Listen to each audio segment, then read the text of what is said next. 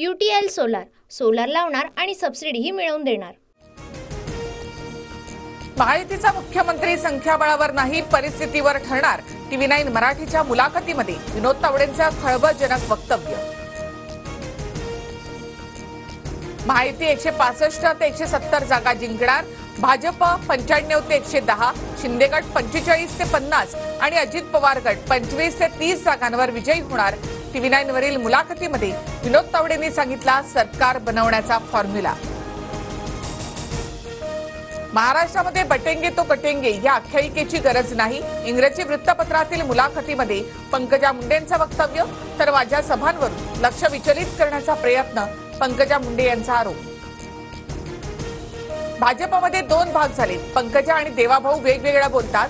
बटेंगे तो कटेंगेच्या पंकजा मुंडेंच्या वक्तव्यावरून सुप्रिया सुळे यांचा भाजपवर निशाणा। पंकजा मुंडेंच्या भूमिकेचं स्वागत करतो। बटेंगे तो कटेंगेची भाषा महाराष्ट्रामध्ये चालणार नाही, राऊतांची प्रतिक्रिया। तर देशात जिहादीकरण करणाऱ्यांच्या विरोधात आमचा नारा, नितेश राणेंचा पलटवार। बटेंगे तो कटेंगे आणि एक है तो सेफ है अशी विधानात तेढ निर्माण करणारी भाजपला अशा राजकारणाचा फायदा होणार नाही, नवाब मलिकांचं वक्तव्य। उद्धव ठाकरे यांच्यासह मल्लिकार्जुन खरगेंच्या बॅगची आज पुन्हा एकदा निवडणूक आयोगाकडून तपासणी, तर माझी बॅग आता ऑटो चेकिंग मोडवर टाकली आहे, ठाकरेंचा खोचक टोला। फ्रेश चेहरा आणून पिक्चर काढायचा आहे का, सदा सरवटकर यांच्या कन्या प्रिया सरवटकर यांचा अमित ठाकरे यांच्यावर निशाणा। काँग्रेस मोहब्बत नाही झूठ की दुकान, महाविकास आघाडीच्या दुकानाचं शटर 20 तारखेला कायमचं बंद होणार, शिंदेंचा हल्लाबोल। तर काँग्रेसच्या दुकानाच्या गल्ल्यावर उद्धव ठाकरे बसल्याची टीका।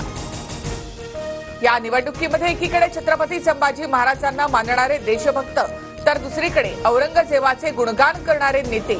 छत्रपती संभाजीनगरमधील सभेत मोदींचा विरोधकांवर घणाघात।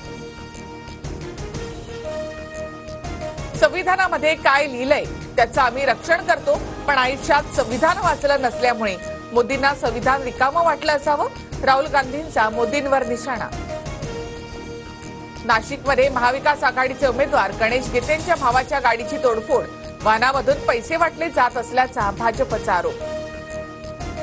लोकसभेमध्ये लोकांनी दणका दिल्यावर मी लाडकी बहीण झाली, नाव न घेता सुळेंचा अजित पवारांवर निशाणा। पवार कुटुंबामधली कटुता भविष्यात दूर होईल असं वाटत नाही, पवारांनी पटेल, जयंत पाटील आणि मला भाजपसोबत चर्चा करण्यास सांगितलं, एका वृत्तपत्राला दिलेल्या मुलाखतीमध्ये अजित पवारांचं वक्तव्य।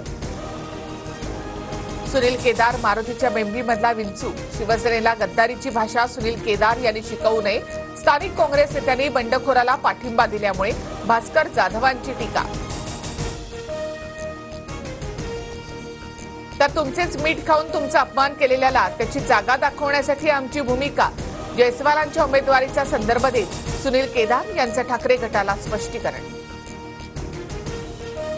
निवडणुकीमध्ये वळसे पाटलांना 100% पराभूत करा, मंचरमधील भाषणामध्ये शरद पवारांचा हल्लाबोल, तर 18 नोव्हेंबरच्या सांगता सभेत उत्तर देणार, वळसे पाटलांची प्रतिक्रिया। रश्मी शुक्ला यांच्या विरोधामध्ये काँग्रेसची मुंबई हायकोर्टामध्ये याचिका, रश्मी शुक्ला यांना कुठल्याही सरकारी पदावर घेऊ नका, याचिकेमधून काँग्रेसची मागणी। नवाब मलिकांना मुंबई हायकोर्टाचा तुर्तास दिलासा, जामीन रद्द करण्याच्या याचिकेवर तातडीची सुनावणी घेण्यास नकार, 9 डिसेंबरला पुढची सुनावणी। डोंबिवली पश्चिमेमध्ये भाजपच्या गुजराती सेलच्या पदाधिकाऱ्याच्या कार्यालयाची तोडफोड, 3 ते 4 अज्ञातांकडून शिवीगाळ आणि मारहाण।